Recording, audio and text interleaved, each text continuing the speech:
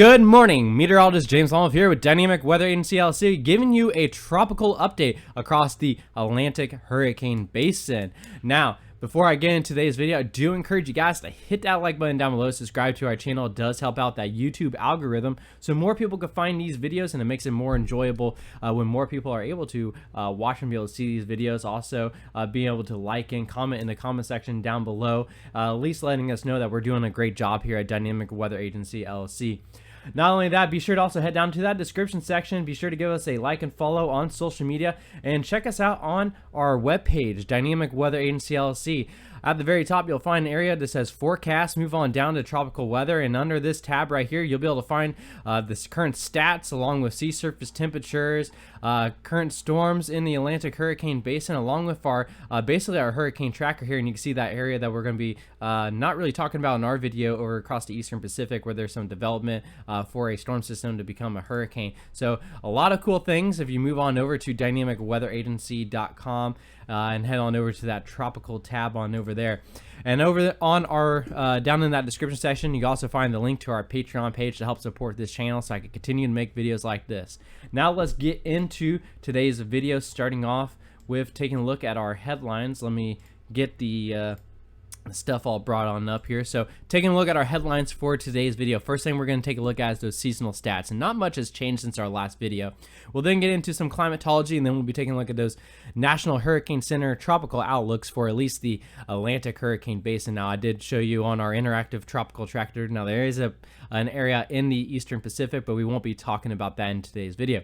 We'll then take a look at some of those conditions needed for hurricane development, those sea surface temperatures, the wind shear, also taking a look at some Saharan dust moving on over the region. Also, we'll talk about teleconnections. We'll be taking a look at basically the Enzo, the El Nino or La Nina that we have basically going on in the Pacific. You all know, I'm pretty sure some of you guys have heard that term. And we'll also be talking about our MJO, which is our Madden Julian oscillation. Lastly, we will again take a look at some of that IR satellite imagery, and then we'll be taking a look at some of the long-range weather models by the GFS. Now, taking a look at those seasonal stats, like I said, for so far this Atlantic hurricane season, we have had 20 named storms so far, Victor being the last one, and we're still hanging on with Wanda to end off our 2021 hurricane season list on our normal list so far for this season. If we do go past Wanda and we have another tropical system, we'll move to the new supplemental hurricane list. This is something new for the 2021 hurricane season. We did go to the Greek alphabet in previous years. We did that in 2005, and we did that last year in 2020, which was the most active Atlantic hurricane season that we had so far on basically recorded history or record. And basically, there was two reasons for the change for this list. I mentioned those in previous videos, and it has to deal with the translation of some of those Greek names into other languages made it difficult for people to be able to track those storms, because there was a lot of confusion and some of the names sounded similar, and there was no basically formal plan to actually retire any of those names. So the solution was the World Meteorological Organization came up with this supplemental list. Now, taking a look at the stats for this season, we've had 20 named storms, 7 of which have been hurricanes. 4 of which of those hurricanes have been major hurricanes. They have been considered Cat 3 or above, or considered major hurricanes. Now, we've had 159 total fatalities for this hurricane season, and seen about $69.5 billion in damage, making this the 4th costliest tropical cyclone season on record. The strongest storm of this season has been Hurricane Sam, that remained mainly over the central Atlantic, with maximum sustained winds of about 155 miles an hour and the lowest pressure of about 929 millibars. Now, taking a look at the hurricane forecast by the National Oceanic and Atmospheric Administration, they were calling for about 15 to 21 named storms for this season. The average based off of climatology is around 14, so we've seen about 20 as I said, so we're just a little bit above average for this 2021 Atlantic hurricane season. For hurricanes, we are just right around average and right in those NOAA forecast of 7 to 10, with 7 hurricanes so far this season. And for major hurricanes, 3 to 5 was the forecast. The average is 3, and we're just slightly above average, sitting at 4. Now, as we take a look at hurricane frequency, this is another climatology chart that you can get off of basically the National Hurricane Center, and you can see the peak of hurricane season is right around the beginning to almost mid-September, around September 10th, September 1st is about the peak of hurricane season. And you can see we're well past that with only about less than a third of the national hurricane season left to go. And I've mentioned in previous videos on why hurricane season peaks basically near the end of summer and beginning of fall. Talking about that in other videos, and I'm not going to go in that in today's video. So if you guys are interested about that, just check out some of our previous videos on learning why hurricane season has that and why it is able to hold off basically into November and possibly even into December, where we've seen some tropical activity in December before. Now, main areas that we look at for development based off of Climo is basically the Caribbean area, some parts of the Gulf, and basically the Western Atlantic along the eastern coast of the United States. Those are the most likely areas for tropical development in the month of October. As we move into November, that area is going to shrink quite a bit, and that's going to be mostly due to even in October right now, we've been seeing some of these nice deep troughs and cold fronts moving across the United States, bringing some cooler weather, and that's increasing wind shear across the area. Even if we have a couple of things I'll be talking about that's going to help with the wind shear over the area, just these frontal systems moving on through is kind of limiting tropical activity. And as we move into November, those frontal systems are able to deep a lot further south, and it begins to basically decrease tropical activity in November. But you can't say tropical activity can't happen in November. Here is basically tropical cyclones points of origin from November 11th to the 20th, basically based off of data that we have from 1951 to 2015. And you can see tropical activity can happen in November, and even not really in that area that's the likelihood for development. As you can see, we still have, parts of that Caribbean area as highlighted. Let me get my pen right here. You can see that some of this Caribbean area is active, and even parts of the Central Atlantic is still active, but we'll still have to, keep an eye on things like that as we continue into, the later half of October into November. Now, as we take a look at our tropical outlook, the tropics are quiet, and they still are going to remain quiet over at least the next 5 days. And there's no areas basically looking at in the Atlantic Basin. There is that area of high confidence in the Eastern Pacific, but like I said, I'm not going to mention that in today's video. Now, one of the things we do have to talk about is La Nina. So as you can see right here on this chart right here, we have highlighted in that box some abnormally cooler ocean waters coming off of basically the coast of South America and moving westward across the Pacific. And this is due to some strong trade winds causing upwelling of cool ocean waters along the western coast of South America and transporting that westward across the basically the Pacific Ocean region. As we take a look at our current Enzo Index, we're sitting at around about a negative 8.35. And as I looked at a couple of old graphics I saved a little bit a while ago, from a couple of months ago, the models were doing pretty good on determining where this Enzo La Nina was basically going to peak at, and most of the models were saying somewhere around between basically about like a 6.5 to a 7.5. We're a little bit more cooler than that,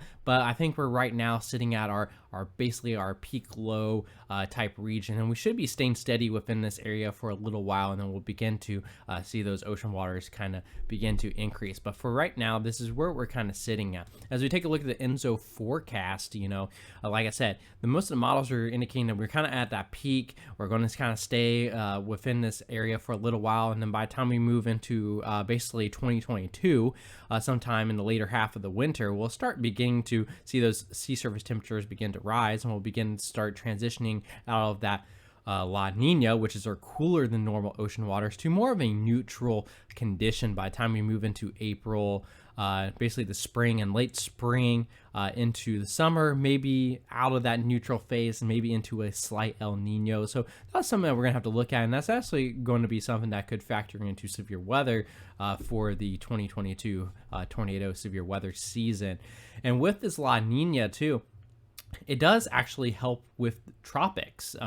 It actually creates more thunderstorms over the tropics. It also decreases wind shear over the tropics. So La Ninas are actually good for tropical activity in the Atlantic, but there's other factors that are in play right now that's causing, unfavorable conditions over the tropics, even though La Niñas are typically a type of condition that favors tropical activity, basically in the Atlantic. I want to basically talk about this, basically with La Niñas, like I said, La Niñas affect, the surface and the upper level winds in the atmosphere, and it impacts the global jet. And like I said, with that, it influences the tracks and severities of winter storm systems, and even during the warmer months for hurricane seasons.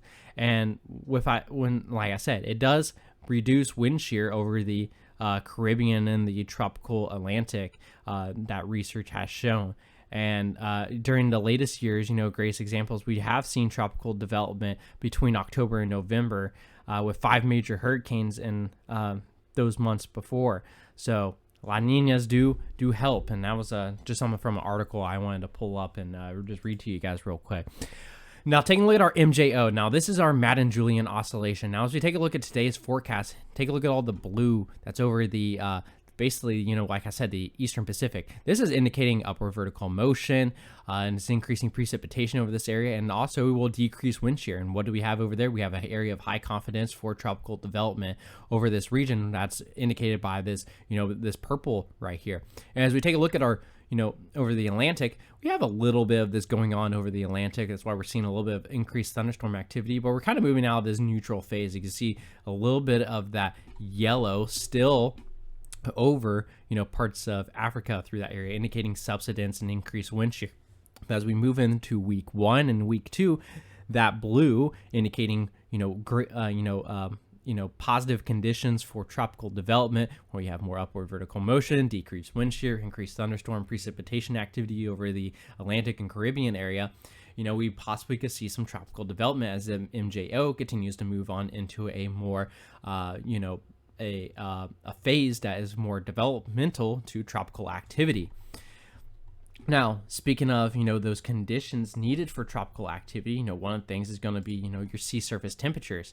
We still have relatively warm, and let me move this over to the correct monitor. We still have relatively warm sea surface temperatures across the Atlantic Basin. We have, near 30-degree temperatures south of Cuba, near 30-degree Celsius temperatures off the coast of Africa, and even just south of the Dominican Republic and Puerto Rico. So we have relatively warm ocean waters, but anywhere under this line right here has conditions with ocean waters warm enough for tropical development. Anything above 26 degrees Celsius, about 80 degrees Fahrenheit, is favorable for tropical development.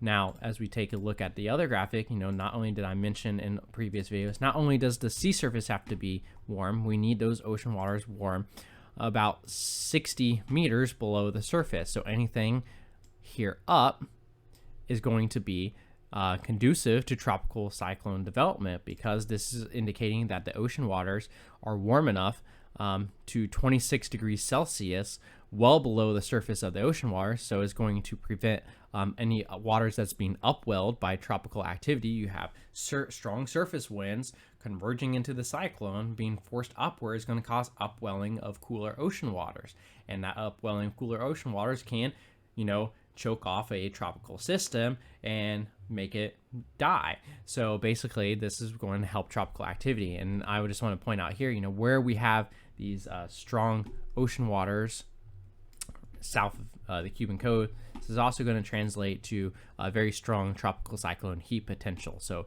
this is going to be, your most favorable area for tropical cyclone development, as according to your tropical cyclone heat potential. But again, basically, anywhere under this yellow is going to be very favorable conditions for tropical cyclone development, continuing through October.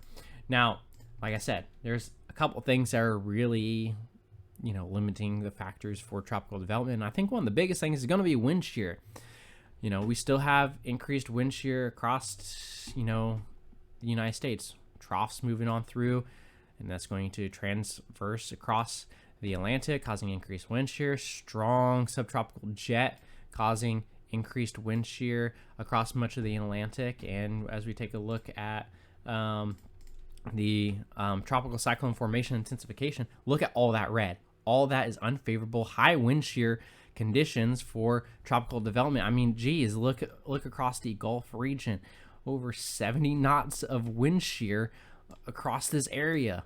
And that is just ridiculous. 60 knots, I believe that's a 60 knotter right there. So you have just unfavorable conditions, even off the coast of Africa, unfavorable conditions of about 50 knots of wind shear. And we want, anything below 20, and typically 10 knots of wind shear or less is what we really want. And there's just a lot of increased wind shear as we start transitioning from summer to fall.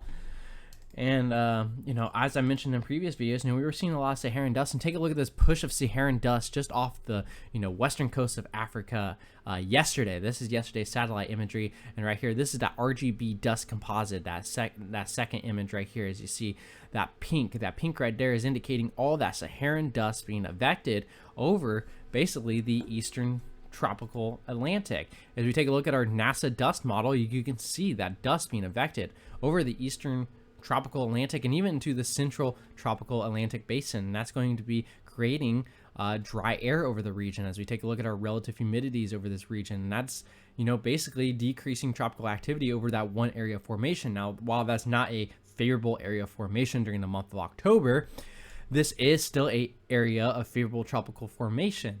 But for the most part, as we move into the Gulf region and stuff like that wind shear is in the central Atlantic. Wind shear is the main limiting factor for the most part, but we'll have to see as we move into that more favorable phase of the MJO, will that wind shear decrease? Now, as we take a look at our deep layer wind shear, now this is the GFS model. As you can see, a lot of indications of that deep layer wind shear, unfavorable conditions going on. We want to find areas in the blues and the whites, and you see there's very few areas even as we go through time with the GFS model. You see a couple pockets begin to move on in as we move later on into the model, but as we take a look at that, those are starting to get kind of north of that area with those 26 degrees Celsius wind shear things, and there's not much convective activity going on within these basically these areas of favorable wind shear in the tropical Atlantic when we have these pockets that possibly develop. As we take a look at our 850 millibar potential vorticity as we go in through time, as you can see, there's not much forcing for convective activity going on. You can see our little bit of our tropical cyclone system development just off of the Mexican coast over the eastern Pacific, but for the most part we're not seeing much as in tropical activity. But I do want to focus your time as we go farther on into the GFS model of what starts to develop in the Caribbean. Take a look at this low pressure system just north of South America, and we're going to watch this go through in time. You can see that low pressure system develop and begin to move its way to the west and possibly turn its way into a tropical cyclone system. Now, taking a look at the time frame, this is 288 hours into the GFS model. And in our previous video, we looked pretty far out into the GFS model, and we saw a couple areas that may develop, with that. And what did I mention in that model or during that video is that as we take a look at these GFS models and we go pretty far out into the GFS model, as I mentioned, being a meteorologist, I know how these models work, and I know what we do to basically save on computations to make the models run faster and not stress computers is we simplify the mathematical equations and weather models to make them run more efficiently. So every model that we get, no matter what, is always going to be wrong right off the start. But as we go further on out in the model runs, we start to see those errors in the models become bigger and wider in scope because they start to exaggerate a little bit more as we go farther on out into the models. And like I said, those storm systems, I said they could probably drop off of the next GFS run or whatever. And I believe those storm systems I talked about stayed on the next GFS run, but the GFS run right after that, those storm systems were completely gone. And that could be something that could happen with this one too. So this is not a forecast. This is just a model solution, what the model does think. Now, I'm still going to put very low confidence on tropical development until we start seeing a consistency within weather models. I haven't looked to see if the previous model was showing this or not. I'm just basically saying, this is what the current GFS model is showing. So this is not a actual forecast, but this is something to take a look at, as we move into the beginning of November. This is November 3rd. This is quite early in the morning on November 3rd for the potential of a tropical system that could develop in the Caribbean, south of Cuba, and be moving towards the Mexican coast and the tropical Atlantic and / Gulf region. So that's something that we'll have to look at, and we'll have to continue to see if anything like that happens. But as we continue further on out in the GFS run, the GFS model is not really showing any other real tropical activity. You can see all those low pressure systems continuing to move on through the United States, bringing a lot of cold air and stuff along with them. So that's creating a lot of unfavorable wind shear over the the Atlantic region. So that's why we're still seeing that unfavorable wind shear and the deep layer shear in the GFS model. To finish off today's video, again, we're going to take a look at that satellite imagery. Like I said, we do have those complex areas of thunderstorms. We have complexes of thunderstorms over the tropical Atlantic. But like I said, unfavorable wind shear conditions is shearing these storms apart, not allowing for these low pressure systems to develop over the Atlantic region, even given the very warm ocean waters, the ocean waters being relatively warm, given the nice tropical cyclone heat, stuff like that. But like I said, deep layer wind shear is the limiting factor. We'll have to see the MJAO moving on in. We'll be able to decrease that wind shear. The La Nina is supposed to decrease the wind shear, but so far we have all these frontal systems moving on through, creating unfavorable wind shear conditions.